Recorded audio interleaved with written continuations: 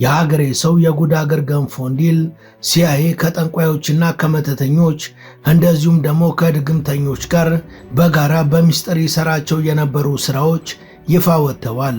ዓለምን ባነጋገረው በዚህ መረጃ ሲአይኤ የተለያዩ ድግምተኞችን፣ ጠንቋዮችን፣ መተተኞችንና ሟርተኞችን የእነሱን ሕግና ደንብ አክብሮ ፔንታጎን ስር ባለ የምድር ቤት ውስጥ አስቀምጧቸው አብሯቸው ሰርቷል።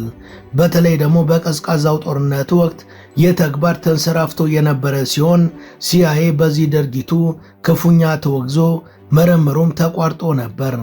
ነገር ግን ተቋሙ እስከ 2020 ድረስ በዚህ ተግባር መቀጠሉ ከታወቀ በኋላ በርካቶችን አስገርሟል። ለመሆኑ ሲአይኤ እና ጠንቋዮቹ እንዲሁም ድግምተኞቹ በምን መልኩ ነበር አብረው በጋራ ይሰሩ የነበረው? የሰሯቸው ስራዎችስ ምን ይመስላሉ? It begins with a question that no one dares to ask aloud. What if the world's most powerful intelligence agency once tried to weaponize the human soul?